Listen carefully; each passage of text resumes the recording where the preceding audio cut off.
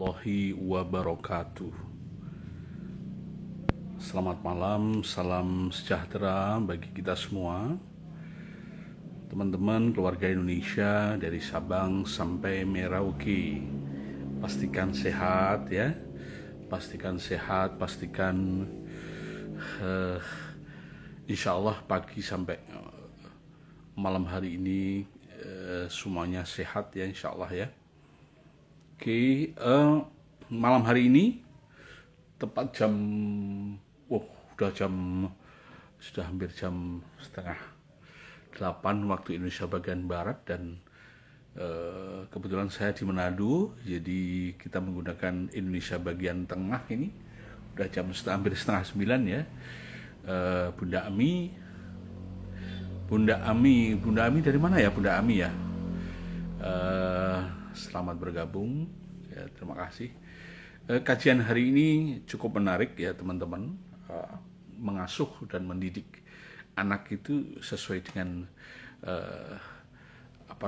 level berpikirnya anak gitu ya, cara berpikirnya anak gitu. Kenapa demikian? Banyak di antara kita para orang tua, Kak Irfan ya, Kak Irwan, sehat-sehat ya Kak Irwan ya, alhamdulillah. Waduh, dari Payakumbuh ya gitu ya. Ya saya Bunda Ami, kalau udah sering atau pernah ikut seminar neuroparenting, saya ingin membuka neuroparenting komunitas neuroparenting di Sumatera Barat ya. Kalau Bunda Ami berkenan, bisa hubungi di nomor telepon itu, di nomor telepon yang biasanya di WA kami ya, atau di WA Neuroparenting School kan ada tuh, ya kan? Kalau Bunda Ami berkenan, nanti Bunda Ami menjadi perwakilan atau pengurus neuroparenting. Ya, betul ya. Bunda Ami bisa nanti connect di 08, boleh dicatat atau gimana, atau ada sih di Neuroparenting School ada nomor teleponnya, bisa WA di sana ya. Terus nanti Bunda Ami bisa menjadi pengurus neuroparenting community. Banyak keuntungan, salah satu keuntungannya itu sarana untuk belajar kita tentang neuroparenting. Terus kemudian kita menyebarkan ke lingkungan sekitarnya, banyak aktivitasnya. Salah satunya adalah membuat seminar seperti ini ya, online. Bahkan kalau suatu saat bisa buat offline di Payakumbuh ya, Payakumbuh gitu ya. Oke, Kak Irwan, terima kasih selalu hadir membackup kami semuanya ya. Ada Bunda Ami, dan ajak teman-teman ya, kita rutin tiap Rabu malam, kecuali darurat ya, misalnya dalam perjalanan. Kalau masih dalam perjalanan, kita masih bisa live gitu ya. Biasanya yang banyak tercancel kalau kita perjalanan umum ya, pakai kereta. Yang paling sering saya pakai kereta ya, atau pesawat gitu ya. Ya, Bapak Didin, Ibu Didin Jasmine atau Bapak Didin ya. Itu ya. Oke, terima kasih ya, Bunda Siti ya, terima kasih ya teman-teman. Dengan senang hati kalau plus dengan nyampaikan, aku dari daerah sini gitu ya, biar saling kenalan. Barangkali Dokter Amir pas jalan-jalan gitu ya, bukan jalan-jalan, ada tugas negara gitu ya, terus kemudian lewat di daerahnya teman ya, kita bisa kopi darat atau membuat sharing 1-2 jam kan, boleh kan, sambil ngopi bareng atau ngeteh bareng dan seterusnya ya. Bunda Cindy Futriah, namanya. Oke, dengan senang hati teman-teman bisa menyampaikan berasal dari daerah mana dan seterusnya ya gitu ya. nanti kita bersama-sama mengenalkan neuroparenting ke seluruh pelosok Indonesia gitu ya. Neuroparenting ini sudah kita launch tahun 2008 gitu ya. Cuma ya kalau tidak di backup oleh teman-teman ya rasanya masih lambat sekali gitu ya. Ada beberapa daerah ya yang sudah sudah welcome, sudah mengenal dengan neuroparenting, ada yang belum ya gitu ya. Dengan senang hati teman-teman kalau sudah terbiasa mengikuti seminarnya Dr. Amir, terus ada di luar Jawa ya gitu ya, ada di luar Jawa, nanti kita mendirikan neuroparenting community neuroparenting ya teman-teman ya. Terima kasih semuanya yang telah hadir di di meeting ya, di live di malam hari ini. Satu kajian yang insya Allah cukup menarik untuk mengasuh dan mendidik anak adalah mengasuh dan mendidik anak dengan cara anak itu berpikir ya, dengan cara masing-masing anak kan punya atau leveling anak-anak berpikir ya teman-teman. Kalau teman-teman rutin ngikut kelas live ini ya, live aja ya, kelas live IG Live Neuroparenting ya tiap Rabu malam, maka teman-teman akan mendapatkan satu info, ada melakukan satu kesimpulan bahwa pengasuhan anak itu pengasuhan otak, ya kan? Pengasuhan anak, pengasuhan otak, pendidikan anak, pendidikan otak. Kenapa demikian? Karena mengasuh dan mendidik anak pasti orientasinya kecerdasan. Cerdas. Gak mungkin kita mengasuh anak terus biar anak bodoh, gak mungkin, ya kan? Menyekolahkan anak-anak agar anak-anak bodoh juga gak mungkin, ya kan? Semuanya orientasinya adalah untuk untuk membangun kecerdasan anak. Kebetulan saya guru SMP bidang matematika, Dokter. Wah, saya pikir tadi guru TK gitu ya, atau guru ya, tapi mending sih masih SMP ya. Karena pendidikan dasar itu sampai SMP ya, gitu ya. Ya, kalau ingin lebih dalam lagi ada materi tentang tentang neuro teaching.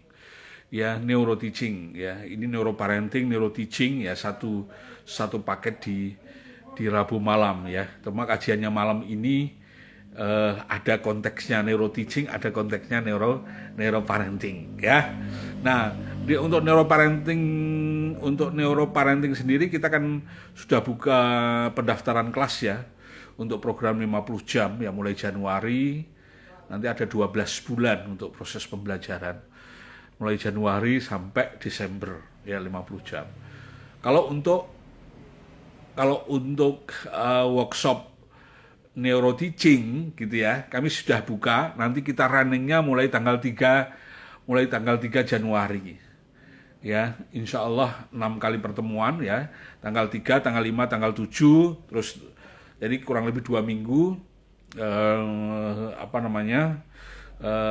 Waktunya cuma malam hari ya, mulai jam 7:15 sampai jam 9 sekitar itu ya, sekitar 1,5 jam sampai 2 jam. Kalau teman-teman ingin daftar tersebut ya, nanti dapat diskonnya luar biasa sih, hampir 50% ya. Harga normalnya 750.000 ya, dengan diskon akhirnya jadi 450 kalau nggak salah ya. Ya, diskonnya yang mendengarkan ini ya, yang mendengarkan hari ini. Kalau Bunda Ami bisa, kalau berkenan bisa ikut belajar itu ya, ada sertifikat dari neuroparenting ya dalam hal ini. Saya sendiri yang ngajar ya di neuroparenting itu ya, sudah dibuka pendaftaran ya, dan tanggal 3 terakhirnya pendaftaran ya tanggal 2 lah gitu ya, tanggal 2 Januari. Ya, tanggal 3 kita mulai running, tanggal 3, tanggal 5, tanggal 7, terus di bawahnya selanjutnya berapa ya? Pokoknya Selasa, Kamis, Sabtu ya.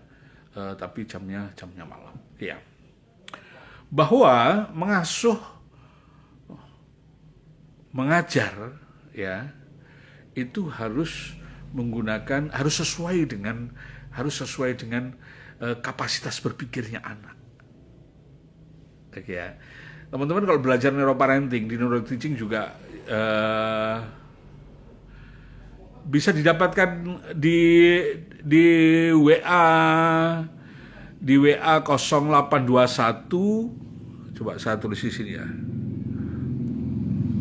Di 0821 3645 7526. Oke.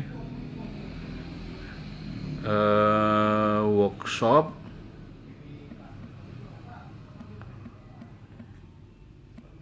neuro teaching. Oke ya, teaching. Ya. Nanti untuk pendaftaran Bunda Ami kalau ingin jadi pengurus NPC juga bisa di sini ya. Juga bisa di nomor itu ya. 0821 3645 7526. Kalau ingin daftar neuroparenting juga bisa di situ ya. Juga bisa di situ. Nah, kalau para guru PAUD, TK, SD, SMP, SOK, monggo seyogyanya ikut program workshop neuroparenting tanggal 3, 5, 7, terus kemudian 1 minggu lagi 8, 9, 10 ya, 3, 5, 7 berarti 10 ya, 10 itu Selasa, 12, 13, 10, 12, 14 kalau nggak salah ya gitu ya, 6 kali pertemuan. Oke ya. Teman-teman kalau sudah sering mendengar atau mengikuti workshop, seminar, workshop neuroparenting, neuroteaching, pasti akan mengenali, ya, pasti akan mendengarkan, pasti akan mendapatkan informasi bahwa mengasuh, mendidik anak, ya, mengajar anak, mendidik anak, proses pembelajaran, proses pengasuhan, semuanya melibatkan otak manusia, otak anak. Dalam arti apa? Pabrikasinya di situ. Ya. Artinya apa? Teman-teman, kalau teman-teman guru ingin menjadi guru yang baik, ya, Anda harus mengenali itu. Mengenali bagaimana otak ajar bekerja. Ya, guru belajar otak bukan untuk jadi dokter, bukan. Kalau saya dokter, ya, guru belajar tentang otak untuk menjadi apa? Untuk menjadi guru. Ya, bagaimana Anda menyiapkan para murid-murid Anda agar semangat belajar? Bagaimana anak-anak tidak kesulitan belajar? Bagaimana Anda akan menyiapkan materi-materi ajar Anda yang membuat anak itu tertarik, gitu ya? Yang membuat anak itu makin penasaran. Oke ya. Bagaimana Anda membimbing, mendidik, membimbing anak didik Anda agar tidak malas belajar. Ya, itu semuanya ada di dalam aktivitas otak.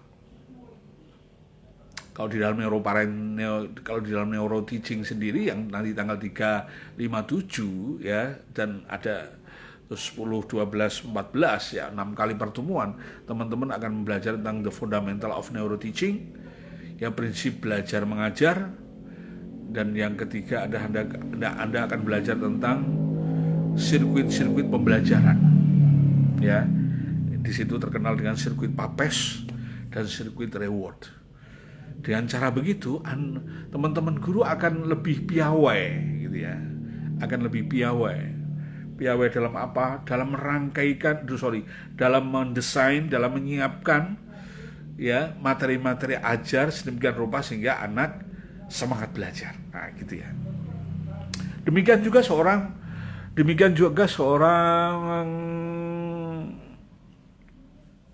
seorang orang tua ya, yang mengasuh anaknya, yang mengasuh putra-putrinya. Demikian semua proses pengasuhan itu adanya di dalam otak anak. Oke. Bapak Ibu yang berbahagia. Oh, terima kasih Bunda telah bergabung, Bunda Nur Laili. Ini dokter atau apa ya? Namanya kok hampir sama dengan sahabat saya. Oke ya. Terima kasih Bunda Nur Laili sudah bergabung. Oke. Nah, dalam materi-materi neuroparenting maupun neuroteaching, seluruh proses pembelajaran ya pasti melibatkan otak, di mana otak itu cara kerjanya, salah satu cara kerja otak itu adalah tumbuh dan berkembang dan runut. Oke. Oh je, saking pundi Bu Nur Laili? Saking wilayah pundi? Oke, terima kasih udah berkenan bergabung ya. Teman-teman perhatikan. Kalau teman-teman sering mengikuti kuliah neuroparenting atau sudah ikut seminar, apalagi juga sudah ikut workshop. Oh iya, Pasuruan, Barakallahu Pasuruan. Ya, jangan-jangan ini dari sekolah surah alam ya benar. Sekolah alam ini ya. Sekolah alam Pasuruan ya gitu. Ya kan, saya berapa kali ke Pasuruan mengisi di sekolah alam Al-Ghifari ya. Al-Ghifari ya. Kalau Bunda bagian dari situ, ajak teman-teman Bunda setiap Rabu malam ngobrol dikit. Nah, itu kan nongkrong paling ya 45 menit, paling tinggi 1 jam. Oke ya. Kembali ya, di dalam neuroparenting, kalau teman-teman belajar apalagi udah ikut workshop dan seterusnya ya, mengetahui bahwa otak itu, proses belajar, proses mengasuh ada di dalam otak, dan otak itu mengalami tumbuh dan berkembang. Proses tumbuh dan berkembangnya otak itu menyebabkan cara berpikir anak, atau lebih gampangnya kayak saya mengatakan, cara berpikir anak jadi berbeda-beda. Salah satunya ada istilah namanya tangga berpikir. Kayak gitu, ada beberapa teman mengistilahkan tangga berpikir. Ya. Bahwa kalau anak-anak 0 sampai 7 tahun itu cara berpikirnya banyak menggunakan otak subkortikalnya, otak bagian dalam. Ada juga mengatakan bahwa anak-anak 0 sampai 7 tahun ya, atau yang paling banyak sebenarnya di wilayah 0 sampai 5 tahun rata-rata di daerah situ. Anak berpikir dengan batang otaknya, dengan sistem limbiknya.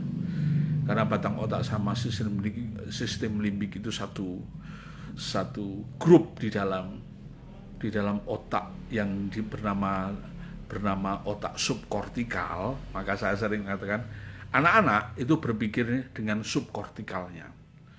Cara berpikir subkortikal salah satunya lihat ini, perhatikan ini. Jadi salah satu cara berpikir anak-anak yang berpikir subkortikal itu ya, cara berpikirnya langsung diserap tanpa ada barier sama sekali. Ya, langsung diserap tanpa ada barier sama sekali. Oke, paham ya? Jadi langsung diserap itu seperti apa sih, Dok? Seperti busa yang kering, Anda sudah jemur di matahari gitu ya. Terus Anda celupin di air, pasti langsung nyerapnya air itu langsung zut gitu ya, bener kan? Begitu. Anak-anak 0 sampai 5 tahun terutama ya. 0 sampai 5 tahun, kalau 6 tahun sudah mulai ada nilai-nilai lebih ini ya. Rata-rata kalau ingin dipotong diambil rata-rata 0 sampai 7 tahun ya. Rata-rata anak di usia itu berpikirnya seperti itu. berpikir dengan subkortikal, menyerap semua kejadian di sekitarnya, ya, apapun, ya, rangsangan apapun, stimulus-stimulus apapun yang terjadi di sekitarnya diserap dengan sempurna. Nggak pakai pikiran. Karena apa? Nggak pakai analisis. Karena apa? Anak belum bisa analisis. Maka dari itu kalau jenengan nasihati anak gitu ya. Kalau anak usia 0 sampai 7 tahun nggak usah pakai banyak mulut. Ya. Nggak usah menggunakan banyak kalimat. Oke, paham? Nggak usah menggunakan banyak kalimat. Oke ya. Jangan-jangan nanti di kalimatnya itu isinya destroyer semua, jangan-jangan. Kalimat-kalimat perusak semua, kalimat-kalimat toksik, kalimat-kalimat racun semua, jangan-jangan. Loh, kalimat-kalimat begitu, yang racun, yang perusak begitu, nanti akan merusak otak anak itu yang nampak ketika anak itu sudah dewasa, ketika anak itu sudah remaja. Kalau pas saat anak-anak nggak kelihatan. Oke. Paham ya? Itulah makanya banyak anak-anak remaja yang bermasalah. Ternyata ada kesalahan di dalam pengasuhan di masa kecilnya.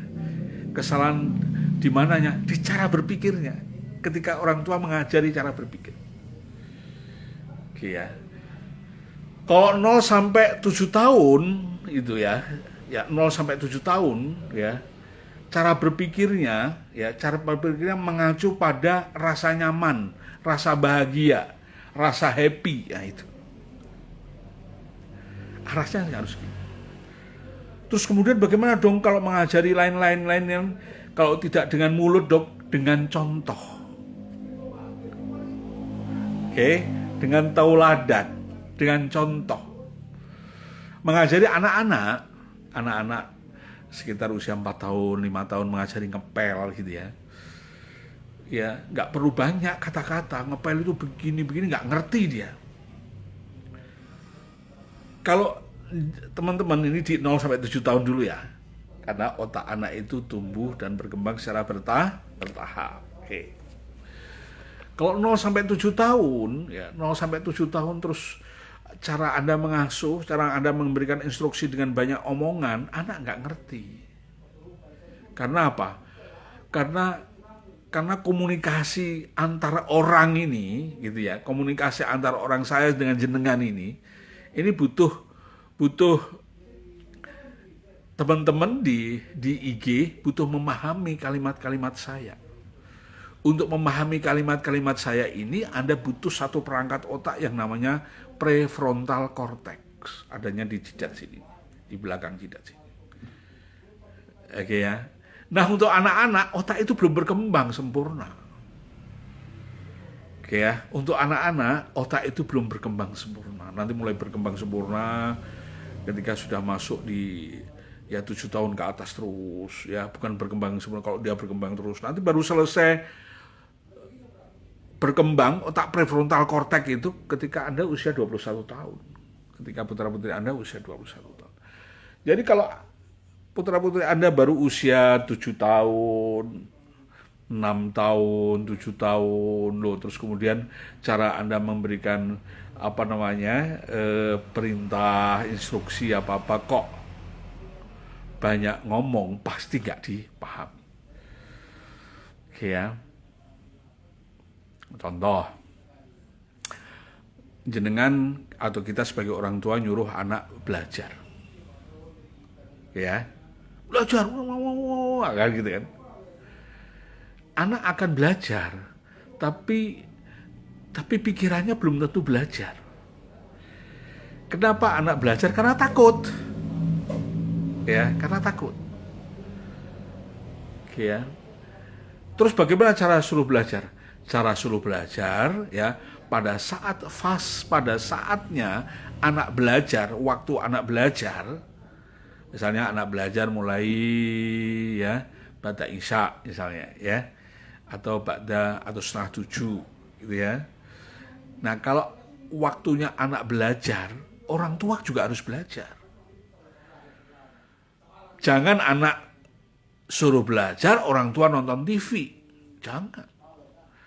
Ya, bagi anak nonton TV itu bermain, berarti mama, papa boleh nonton TV. Masa atau artinya kalau karena nonton TV itu diterjemahkan anak sebagai bermain, maka bagi dia ayah sama bunda nyuruh kami belajar sementara ayah dan bunda bermain nonton TV. Berarti nggak mensupport, gitu kan. Maka bagaimana cara Anda menyuruh anak belajar? Anda beri contoh pada saat jam-jam itu Anda bisa tilawah atau membaca yang lain atau membaca majalah, membaca buku-buku kajian dan seterusnya. Sama-sama belajarnya. Nanti kan anak Anda langsung jadi belajar. Oke ya. Nah, saya begitu menerapkan alhamdulillah anak-anak pada saatnya belajar. Pada saat liburan ya liburan free. Dia manfaatkan untuk yang lain. Tapi tidak lepas dari semuanya bagian dari satu proses belajar. Ini perhatikan ini. Mengajar 0 sampai 7 tahun berbeda dengan mengajar 7 sampai 12 tahun. Ya, berbeda dengan 7 di atas 7 tahun ya sampai 14 tahun, beda. Ya. Mengajar 0 sampai 7 tahun Anda harus memperbanyak apa yang namanya contoh, dan contoh. Oke ya. Kalau diporsikan, ya teman-teman, kalau diporsikan antara contoh sama ngomong ya 70 banding 30. 70 Anda berikan contohnya gitu ya. 30 Anda berikan kata-kata dikit-dikit. Ya gitu ya. Nah, proses belajar itu jangan nunggu nanti anak-anak. Jadi proses belajar itu jangan nunggu anak-anak nanti usia 4 tahun, 5 tahun, jangan. Anak usia 1 tahun sudah kita biasakan untuk belajar. Belajar dengan komponen dia yang yang mendukung perkembangan otaknya. Belajarnya berupa apa kok anak-anak 1 tahun, 2 tahun? Berupa bermain. Jadi teman-teman hati-hati juga menyiapkan mainan-mainan pada anak. Ya.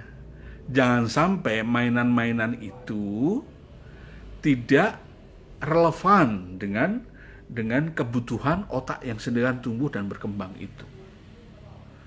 Paham teman-teman? Sejauh saya memperhatikan, banyak orang tua yang belum paham ini, sehingga memberikan mainan pada anak itu parameternya adalah dia ganggu orang tua enggak. Parameternya itu mainannya. Oke ya. Mainannya bukan ini dibutuhkan oleh otak anak atau tidak, bukan itu. Padahal teman-teman, yang namanya mengajar anak itu adalah meletakkan jejak-jejak kehidupan ya di dalam sel saraf anak. Oke. Jadi mendidik anak itu sungguhnya membangun pengalaman pada sel-sel saraf di otak anak. Itu yang harus kita pahami benar-benar. Jadi jangan saya tanya, Bu, tuh anak 2 tahun kok sudah diberikan gadget, kenapa sih? Ya dok, alhamdulillah dengan diberikan gadget dia sudah gak ganggu aku, gitu. Gak ganggu kerjaanku. Lihat parameternya adalah gak ganggu aku. Oke ya, parameternya tidak ganggu orang tua. Padahal parameternya bermainnya itu dibutuhkan otak atau tidak, dibutuhkan otak anak atau tidak. Mainan itu merusak otak anak atau tidak, itu yang jadikan pertanyaan ke diri kita. Karena apa? Karena otak anak sedang tumbuh dan berkembang. Wow. Usia 0 sampai 7 tahun itu luar biasa perkembangannya. Ya, luar biasanya apa? Kalau kita berbicara kecerdasan, di Di dalam neuroscience itu ada 5 kecerdasan yang sering dibahas ya. Terus yang lain-lainnya itu ya pengembangan dari 5 ini ya. Ada namanya kecerdasan motorik ya kan. Ada namanya motorik ini biasa disebut dengan kecerdasan gerak, kecerdasan kinestetik ya kan. Kecerdasan kendali gerak, ini namanya banyak ya. Kalau di dalam kajian neuroscience ya, ini namanya kecerdasan motorik. Kalau masuk di kecerdasan motorik ini, ya pasti di dalamnya ada sensoriknya juga. Kita membahas motorik kasar, motorik halus, paham ya? Apa lagi? Sensori integrasi, ini di sini di kecerdasan motorik. Ya. Yang kedua adalah kecerdasan emosi. Yang ketiga adalah kecerdasan rasio atau kecerdasan kognisi. Yang keempat adalah kecerdasan Betul, sosial. Ya. Yang kelima adalah kecerdasan spiritual. Kalau ada kecerdasan-kecerdasan yang lain ini ya sudah tambahan. Ada Howard Gardner membuat kecerdasan itu monggo aja nggak masalah. Tapi secara umum sekarang itu kalau di berbagai referensi neuroscience itu ya 5 kecerdasan ini. Dari 5 kecerdasan ini para ahli menetapkan 2 kecerdasan sebagai kecerdasan fondasi. Ya. 2 dari 5 tadi ada 2 kecerdasan yang namanya kecerdasan fondasi. Ya. Kecerdasan apa itu? Kecerdasan motorik dan kecerdasan emosi. Ya. Kapan kecerdasan emosi kapan kecerdasan motorik dan kecerdasan emosi itu bisa diletakkan, bisa dilatihkan pada anak-anak ketika putra-putri kita berusia 0 sampai 7 tahun. Ya, tak beritahu nih. Oke ya, delaynya sampai 12 tahun.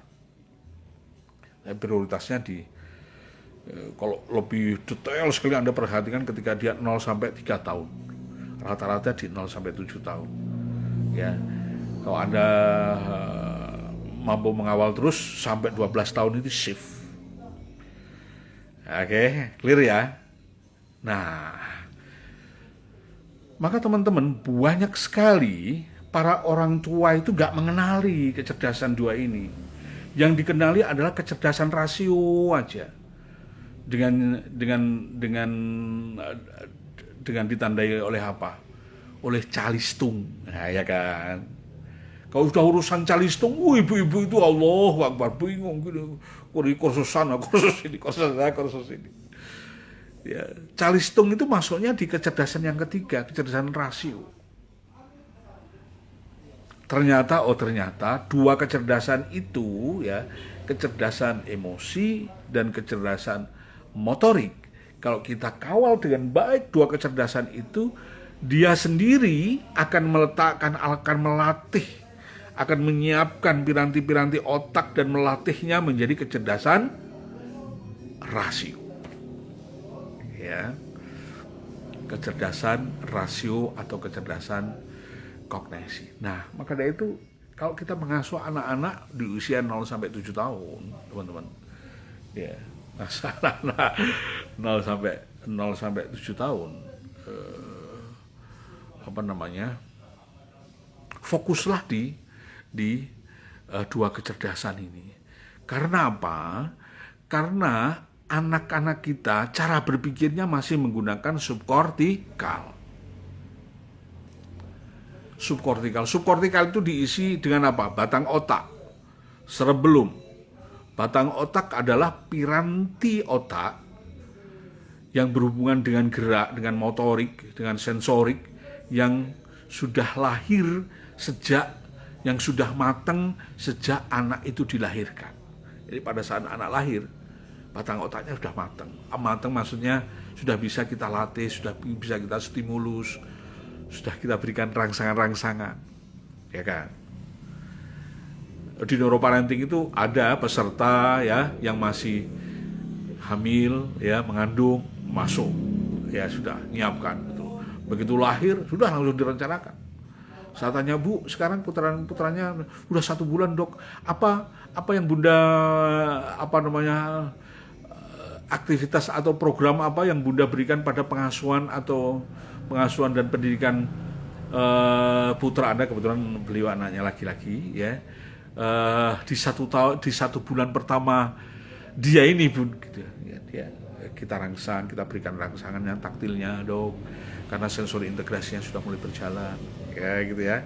Kita ukur, kita latih kekuatannya dia, karena kekuatan otot, ya, otot-ototnya dia ini bagian daripada aktivitas merangsang, ya, motorik kasarnya dan seterusnya.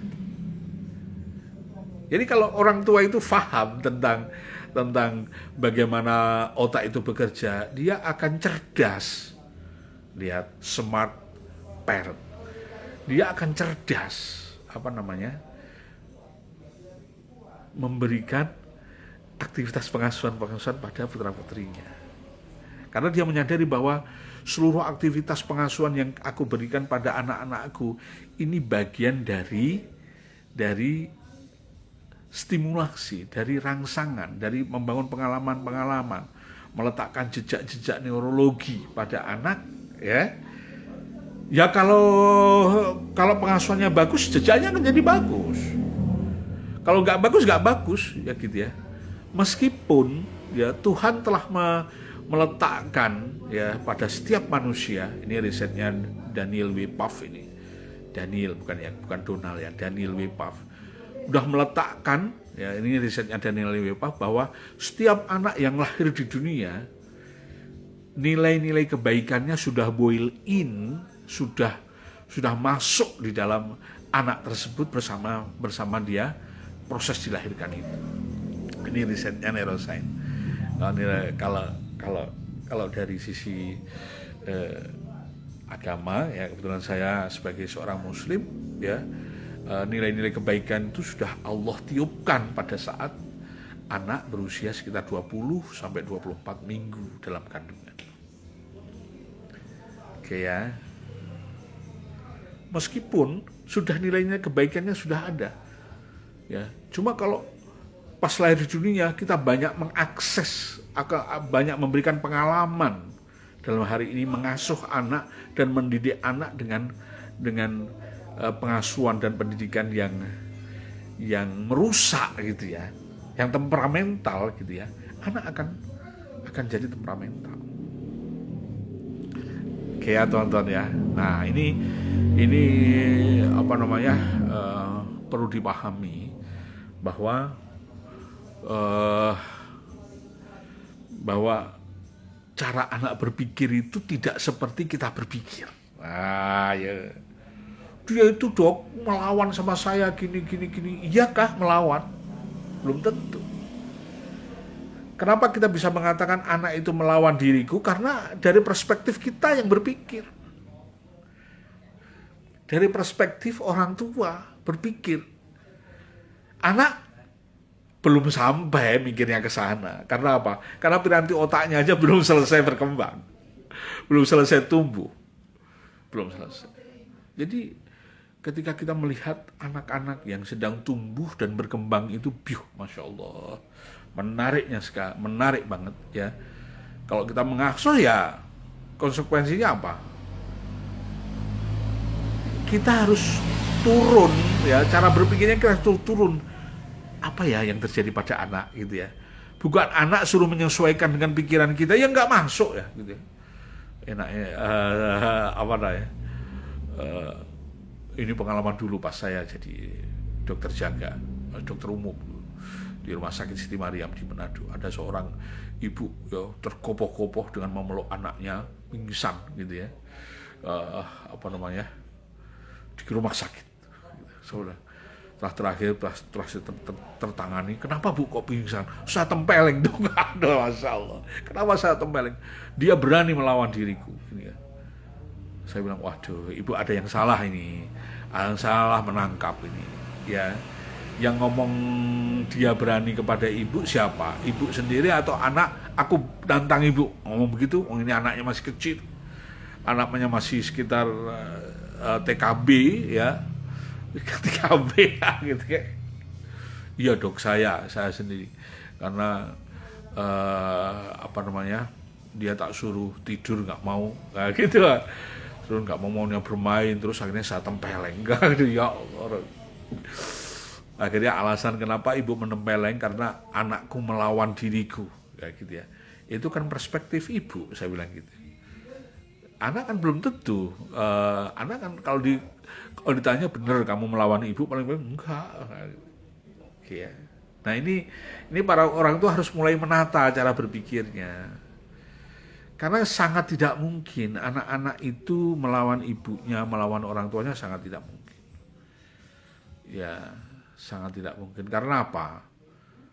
Karena apa? Piranti otaknya aja belum terbentuk. Kalau orang tua, kalau kita seperti, kalau sudah di atas 25 tahun sudah sempurna.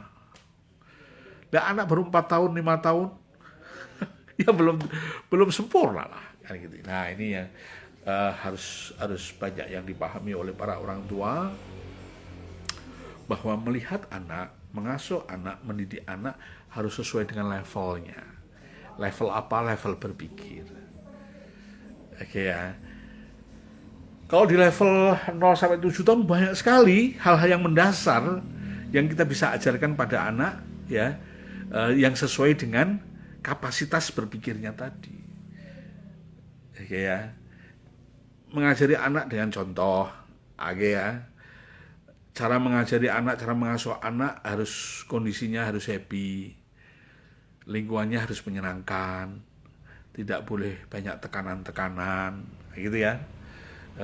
Harus ceria. Jadi yang diajari hal-hal yang ceria. Gitu ya. Begitu ini informasi Dokter Amir dapat dari mana? Dapat dari mempelajari tumbuh kembang otak anak itu. Kalau kita memberikan pengasuhan dan pembelajaran seperti yang saya sampaikan tadi, otak akan berkembang dan tumbuh on the track. Gitu aja, on the track. Sesuai dengan tahapan tumbuh kembang otak dan apa namanya, runutannya, urut-urutannya. Ya teman-teman, nah ini harus dipahami. Nanti kalau begitu sudah masuk ke 7 tahun atau 8 tahun sampai 14 tahun, ya, sudah mulai otak rasio yang akan mendominasi. Ya, cuma otak rasio ini akan bekerja bagus kalau di backup oleh dua kecerdasan tadi. Kecerdasan rasio itu, ya, Anda mulai mengajari anak berhitung, mengajari aritmetika, mengajari geometri dan seterusnya, kan gitu ya. Oke. Namun tidak terlepas dari kecerdasan motorik dan kecerdasan emosi. Ya. Kalau ini bermasalah, maka ketika Anda ngajari anak-anak berpikir dengan rasio juga jadi masalah. Jadi. Contohnya misalnya anak ngambek, nggak mau belajar. Itu karena tidak selaras dengan dua kecerdasan yang sudah berkembang sebelumnya. Oke teman-teman, sekilas yang penting teman-teman sudah mulai memahami bagaimana cara mengasuh dan mendidik anak sesuai dengan level pembelajarannya, ya. Untuk lebih signifikan, untuk lebih proporsional, untuk lebih komprehensif, dengan belajar tentang neuroparenting, ya saya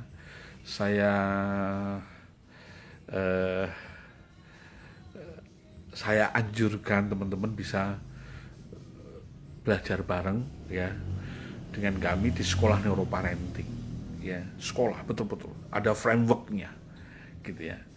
Ini programnya neuroparenting practitioner. Jadi bagaimana Anda bisa mengasuh anak, ya, praktisnya, ya, mengasuh anak. Salah satu pemandunya itu adalah tumbuh kembang otak anak, dengan memanfaatkan tumbuh kembang otak anak, ya. Jangan sampai apa yang Anda asuh itu justru merusak tumbuh kembang anak. Akhirnya anak jadi nggak karu-karuan, ya, gitu ya. jadi nggak karuan. Dan nggak karuan maksudnya anak jadi kan banyak ya, masuk usia remaja sulit mengendalikan diri, masuk remaja ya lebih cenderung pada perilaku buruk, masuk remaja susah diberikan apa nasihat ya kan, masuk remaja lebih banyak merusak lingkungannya, masuk remaja perilaku kehidupannya lebih banyak merusak dirinya dan seterusnya. Ini salah satunya adalah kekurang piawaian kita dalam mengasuh putra putri. Jangan dikira ya disorder behavior di anak-anak remaja itu terjadinya pada saat remaja tok. Jangan dikira itu. Ya, jangan dikira itu. Itu ada hubungannya dengan panjang sekali. Ya. Mari teman-teman please deh jangan jangan terlalu mudah melepas tanggung jawab, minta maaf ya, terlalu mudah tanggung jawab. Remajaku bermasalah tak kirim ke pesantren, jangan gitu ya. Loh serius, orang-orang pesantren pusing pol ngurus itu.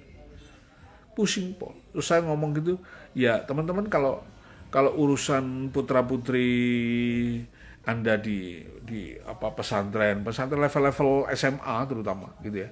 Itu penanganannya harus melibatkan orang tua.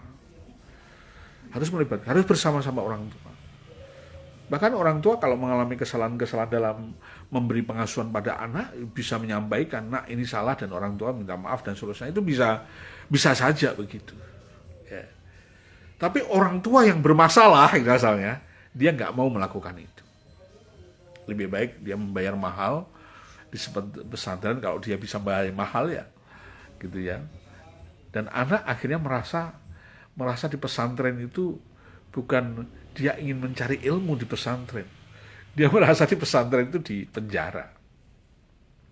Dan itu tidak sedikit kasus-kasus seperti itu teman-teman. Ya, baik, sampai di sini dulu teman-teman. Kepada guru-guru yang ingin mendalami keilmuan tentang mengajar, tentang aktivitas pembelajaran, kami sedang membuka ini neuro teaching ya, neuro teaching. Ini tiga peserta aja daftar kami sudah running ya. 3 peserta aja daftar kami sudah running. Ya, teman-teman bisa daftar di 0821 3645 75226. Ya, bisa daftar para guru. Ini spesial ya, spesial program itu untuk guru-guru PAUD dan TK plus SD. Spesial. Ya, tambahan dikit SMP. SMA nggak boleh, SMA nggak boleh, karena modelnya sudah lain. Atau guru yang kelas 3 SMP itu kelas 9 nggak boleh. Yang boleh hanya guru yang kelas 8 dan 9. Ya, spesial untuk guru PAUD, TKA, TKB. Ya, kelas 1, kelas 2, kelas 3 SD itu spesial, Bang. Oke ya. Ada sertifikatnya yang insya Allah bisa bermanfaat untuk teman-teman ya. Anda bisa menghubungi di WA. Tadi saya sudah ngirim WA, tapi mungkin kita kirim lagi ya. Anda bisa daftar di 0821 oke 3645 75226 ya, di WA ya. Oke, Anda bisa daftar ini, atau juga bisa juga daftar di sekolah neuroparenting yang programnya 50 jam. Itu spesial untuk para ibu-ibu yang putra-putrinya masih 0 sampai 7 tahun. Atau paling ada ini sampai 12 tahun lah Pak, maksimal. Oke ya.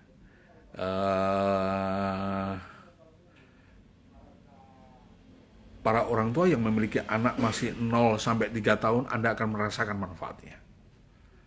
Anda akan merasakan manfaatnya betapa enaknya mengasuh anak dipandu oleh tumbuh kembang otak anak. Oke ya. Sampai jumpa di Rabu depan. Oke ya. Saya Dr. Amir Syufdi dari Sekolah Neuroparenting ya. Assalamualaikum warahmatullahi wabarakatuh.